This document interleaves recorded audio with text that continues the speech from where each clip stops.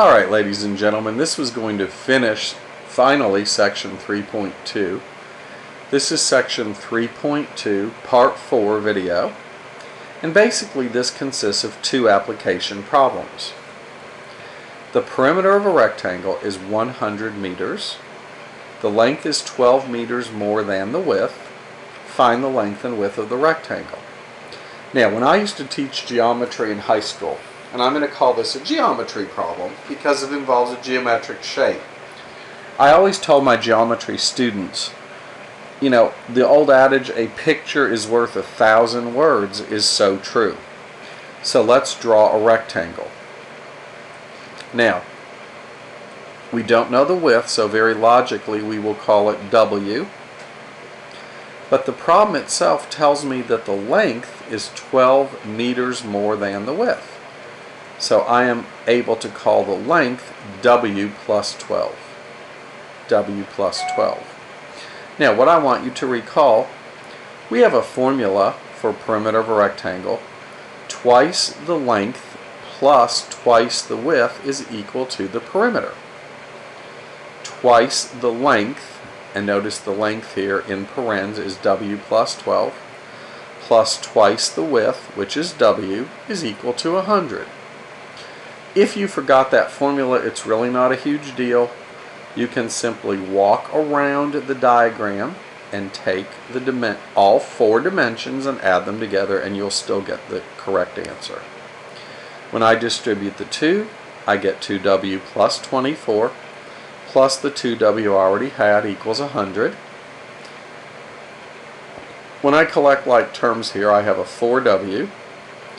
Notice the 24 I'm going to move over to, I'm going to get rid of the 24 by subtracting it from both sides. So that gets me down to 4W equals 76. When I divide by 4, W is equal to 19. Again, find the length and width of the rectangle.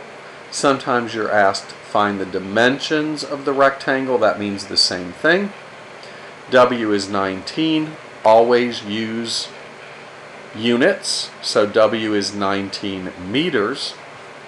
Length is 12 more than that. 19 plus 12 is 31. And again, it's 31 meters. Always make sure when you're answering a problem to answer it in the correct units. If it's area, you're going to be answering square units. If it's volume, you're going to be answering cubic units. That's important. Alright, let's look at our last word problem here, or application problem, whatever you want to call it. Whatever puts less fear in you, okay? Draw a triangle and label the interior angles as x, 3x, and x plus 10. By no means is this triangle drawn to scale. I have no idea what the triangle looks like other than the fact that it's a triangle, so I have 3 sides. If I have 3 sides, which I do in a triangle, I also have 3 interior angles. So, one of those interior angles is x degrees, the other is 3x degrees, and the other is x plus 10 degrees. One geometry fact that you need to remember, and if you didn't remember it, I'm teaching you now. All 3 interior angle measures of a triangle add together to become 180.